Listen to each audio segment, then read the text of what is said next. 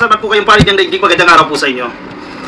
Si Chis Escudero, si Senate President Chis Escudero, ni-real talk itong mga DDS, ni-real talk itong kampo ni Tatay Digong, the best president ever daw, Ka-Coffee. Ano ba talaga? Napahiya itong mga to eh. O, nasa politico.com, Ka-Coffee. Tingnan ninyo. At ibang pahayagan, binabalita nila talaga. Ano ba talaga? Weak leader o diktador? Kasi sabi ni Digong, di ba, sa kanilang rally dyan sa Mandawi, dyan sa Cebu, na si PBBM daw po, itong administrasyon na ito, ay veering towards dictatorship. Papunta na raw po tayo doon sa pagiging diktador. Tulad ng tatay nito, nung nangyari, nung panahon po ni Marcos Sr., parang ganun daw po yung nangyayari ngayon. Pag sinabi mong diktador, very strong leader, Ka-Coffee. Strong ka talaga dyan. Kasi armed government eh. Hindi man armed government, depende sa definition ninyo, pero strong ka talaga, strong government ang dating yan. Pero, nagko-contradict doon sa sinasabi ni Tatay Digong, the best president ever noon, na weak leader si PBBM. Ano ba talaga? Paano magiging diktador ang isang weak leader? Pwede ba yun? Pili kayo, isa lang. A or B, weak leader o diktador? Pili kayo dyan, nagiging inconsistent kayo sa mga sinasabi ninyo. Nireal talk sila dyan ni Escudero. Ano ba talaga, weak leader o dictator? Escudero defends Marcos from Rodi Duterte's irrational criticisms. That's the term. Irrational criticisms. Ang lalim nun ah. Hindi mo maipaliwanag, inconsistent, hindi katanggap-tanggap ng mga criticisms, yan ang nangyayari. Actually, hindi na mga criticisms eh. Fake news na ang ginagawa nito ni Tatay Digong. Kaya tinawag yan na one-man factory ng fake news eh. Kasi pinapakalat ito, fake news na. Wala sila ibang maibato sa administrasyon eh. Oh, nako, sabihin nila kay Chis Escudero. Si Chis Escudero, maka Marcos talaga yan, pinagtanggol. O ba, dapat lang ipagtanggol. Dahil halatang-halata naman kung sino ang nasa tama at sino ang nasa mali. Senate President Francis Escudero disagreed with the opinion that President Ferdinand Marcos Jr. is veering towards a dictatorship like his father and namesake. Yan ang pinapalabas sila, papunta na tayo sa diktador, sa dictatorship. Ang sabi nga ni PCO USEC Attorney Claire Castro, asan ang ebidensya ninyo? Magpakita kayo ng mga ebidensya na kahit mga nagpapakita ng indicators na, uy, mukhang nasa dictatorship na tayo Diba? Nasaan ang ebidensya ninyo? Ano yung inyong patunay?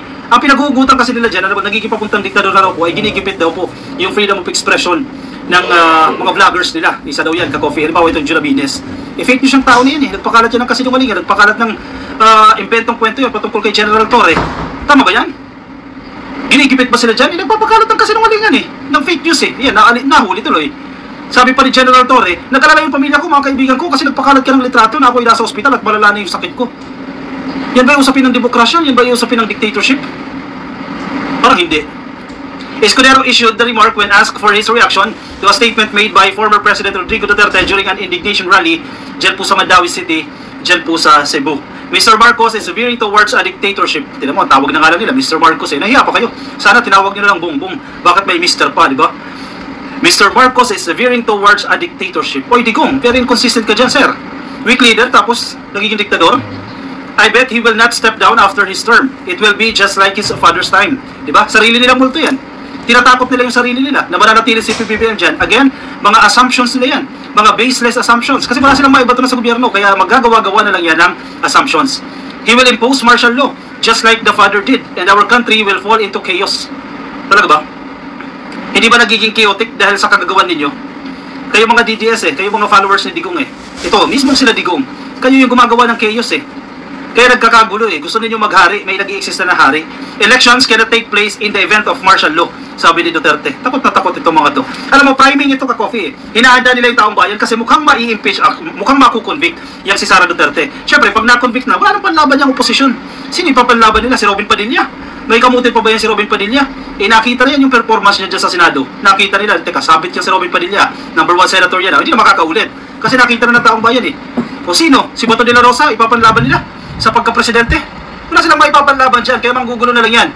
Baka nga himukin pa nila ang gobyerno, galitin nila ang gobyerno para mag-declare ng martial law, para mapanindigan lang yung gusto nila. Kasi naman ang gusto nila mag-declare ng martial law. Yung mga imahinasyon nila, yung mga assumptions nila, baka yan din ang kagustuhan nila. Yung mga imaginations nila, magdi-declare si PBBM ng martial law, baka iti-trigger ninyo ang gobyerno. Baka may gagawin kayo para mapilitan ng gobyerno na mag-declare ng martial law. Diba? Style ninyo yan. I do not agree and do not subscribe to his accusation at all, sabi ni Escudero. Sa pool, hindi ako sumasang-ayon at hindi ako nag-a-agree. Parehas lang yan. At hindi ko tinatanggap, I do not subscribe to his accusation at all.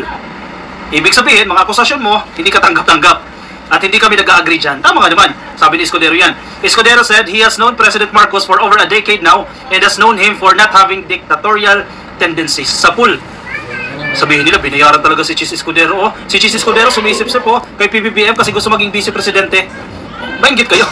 Paano ka kung i-appoint ni PBBM yan bilang vice presidente? Iyak kayo dyan. Lalong iiyak kayo dyan. Kasi yan ang pula nila kay Escudero Kasi pag na-convict na si Sara Duterte after SONA, 2 months ang palugit dyan, ang timeline nila. July, August, September. By October, wala na tayong vice presidente. Mag-a-appoint po, mag-nominate ang presidente, mag-a-appoint yan, pero kinakailangan mag-agree ang kongreso dyan. Mukhang si Chis Escudero yung napipisil. O kaya sabi nila, sumisip-sip na itong si Escudero kasi gusto maging vice presidente. Aba, good luck sa inyo. Sabi ni Chis Escudero, doon tayo sa facts Ang sinasabi niya, matagal ko nang kilala yan si Marcos, mahigit 1 dekada ko nang kilala yan, at walang dictatorial tendencies. Hindi niya nakikita ng ugali, characteristics si PBBM ng isang pagiging diktador. O si Digong, kilala ba niya si PBBM? Definitely hindi niya kilala. Weak leader nga ang tingin niya Weak leader, tapos magiging diktador? Mali siya ng pagkakakilala. Weak leader, napakulong si Kibuloy? Mali siya ng pagkakakilala dyan. Weak leader, na-impeach si Sara Duterte? Mali siya ng pagkakakilala dyan. Hindi mo kilala si PBBM. I can say with certainty, sigurado siya. Sinasabi ni Escudero, kaya kong sabihin at tiyak na tiyak ako with certainty that I do not subscribe to FPRRD statements because I simply do not see it and cannot infer nor believe it from PBBM's attitude, outlook, and work ethic. Sabi ni Escudero sa pool. Baka may work ethics pa pala itong si PBBM kumpara dito kay Digong Mas matino pa pala ang attitude dito ni PBBM kaysa dito kay Digong, yata hindi nila matanggap. Escudero also found Duterte's criticisms of Marcos as a weak leader and a dictator as inconsistent and untrue.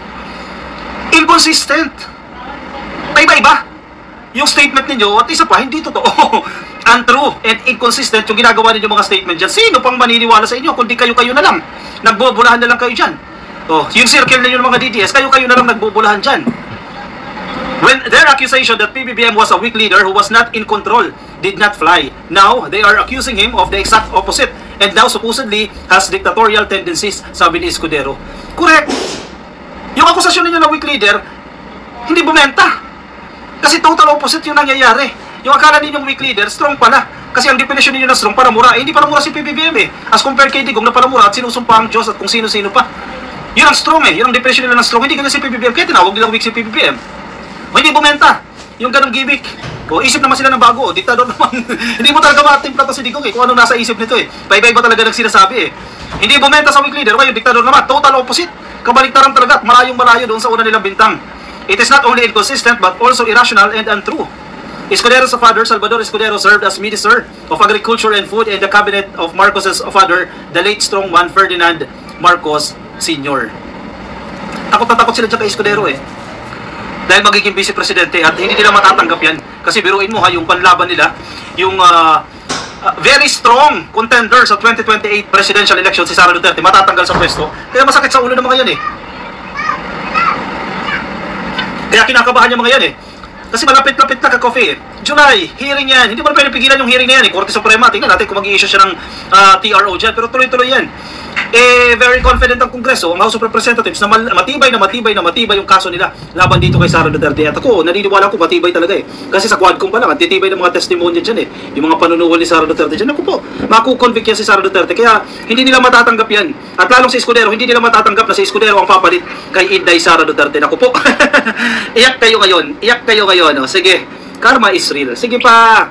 Yan, ini-enjoy nyo na ngayon ang karma, hindi nyo pala ini-enjoy. Nagsasuffer na kayo ngayon sa karma. Noong kasi hindi kayo kinakahulan, nung hindi kayo kinakagat, sige, sigaw kayo ng sigaw. Gusto nyo ibagsak ang gobyerno, kung ano-ano pinagsasasabi ninyo against the government, ngayon, bumabalik na sa inyo. Ang dami supporters si PBBM, tingnan mo yung survey. Mangilan-ngilan na lang ang Duterte supporters. Tingnan mo yung mga supporters si PBBM ngayon, matataas na tao. O Senate President na yan, Chis Escudero, baka sabihin ninyo, binayaran si Chis Escudero para ipagtanggol si PBBM. Ang taong bayan, ang matataas na opisyalis ng gobyerno, o Kongreso huwag natin pag-usapan ng executive kasi expected naman natin yan dahil in-appoint yan ng presidente. O Congress mismo, tingnan ninyo. Kung hindi sumusuporta kay PBBM yan, hindi mai-impeach yan si Sara Duterte. Sapol kayo ngayon, pahiya kayo ngayon. Sige, pag-isipan ninyo, mga DDS, ano ba talaga, weak o dictator? Pili na kayo, isa lang, para panindigan nyo na yan. Para consistent naman kayo, hindi kayo paiba-iba na sinasabi. Pili na kayo, weak leader ba talaga si PBBM? Ano yan? O final answer nyo na ba yan? Yan ang suportahan ninyong argument. O kung dictator, o iba yan, total opposite ng weak leader, pili na kayo para hindi kayo naguguluhan. Kasi ang problema sa inyo, kayo lang, di naguguluhan na kayo. Pili na kayo, ano ba talaga, pag-desisyonan nyo na yan. Para yung narrative ninyo, iisa lang, para hindi kayo inconsistent. Kaya kayo napupulaan kasi inconsistent kayo. Welcome to Team Sam TV, your channel for the latest news updates. Here, we break down the biggest stories from around the globe, covering everything from breaking news to politics. Whether you want to stay informed or just catch up on what's happening, we've got you covered. So, don't forget to subscribe and hit that notification bell so you never miss out on the latest news.